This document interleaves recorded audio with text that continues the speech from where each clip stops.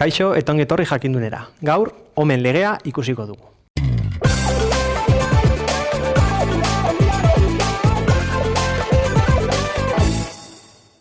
Legeak egiten diguna da hauen arteko erlazioa esaten digu. Esan dizudan moduan, tentsioa berdin, intentsitatea edo korrentea bider resistentzia. Unitateak zeintzuk dire.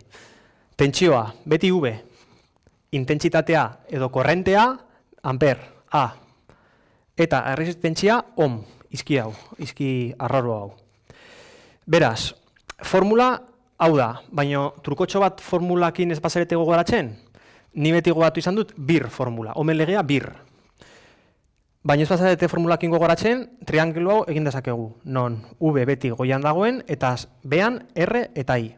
Beraz, gu nahi badugu kasu honetan V kalkulatu, beraz, hau tapatuko genuke eta ikusiko genuke, hau ez dakigunez, R bider I egin beharko dela. Ez dugula R kasu honetan, egin beharko duguna izango da, V zati I, behan dagoenez, zati egin beharko da. Eta I ez dakigunez, berdin, V zati R, R behan dagoenez, zati egin beharko dugu. Ez da beharrezkoa, baina gu adibidez kasu honetan egin dezakegu, danok dakizu ez. Baina, I gure gu kalkulatu, R biderkatzen dagoenez, zatitzen pasatu bida. Beraz izango genuke, V zati R. Intentsitatea, beraz, berdin. Trukotxo bat, ez bat zarete horrekin gogoratzen.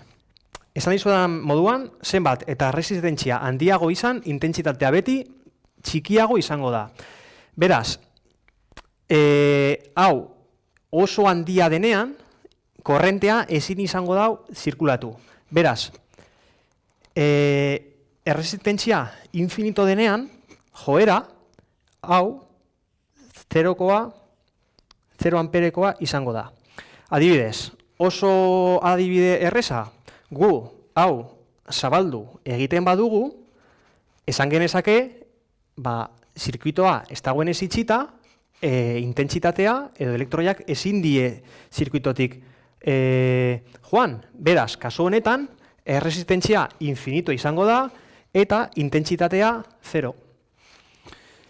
Adibidez, etxean gaudenean eta argia estanean pizten, kablea apurtuta baldin badau, elektrizitatea ez da heltzen bonbilara eta argia ez da piztuko. Baina, jartzen badugu, erresistentzia oso handi bat, berdin gertatuko da. Azkenean esan genezake, zirkuitoa zabalik egotea eta erresistentzia oso handi izatea antxerakoak diela. Kasu honetan, ikusiko dugu, intentsitatea konstante mantenduz eta erresistentziakin jolastuz nola tentsioa aldatzen dan. Beraz, nola aldatu beharko genuke edo zenbat potentzia edo zer nolako pila erabili beharko genuke, hau konstante mantentzan nahi badugu eta erresistentzia aldatzen baldin bada. Beraz, guazen horretara. Kasu honetan, nahi duguna da tentsioa kalkulatu. Beraz, izango da, intentsitatea bider erresistentziaren bidez. Kasu honetan, intentsitatea beti 2 amper izango denez, bakarrik zenbaki hauei bidez biderkatu beharko dugu. Kasu honetan, 2 amper bider ohm bat izango da 2 volt. Urrengokoa, 2 amper bider 2 ohm, 4 volt. 5 ohm bider 2 amper, 10 volt. Hemeia, hiru hauekin ikusi dezakegu nola erresistentzia zenbat eta handiago izan, eta intentsitatea mantenduz, tentsioa zenbat eta handiago izan behar da.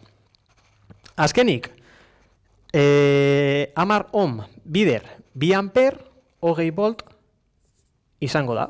Beraz, esan dizuedana, ikusten dugu joera handitzera doala. Beraz, zenbat eta erresistentzia handiago izan, tentsioa B handiago izan behar da.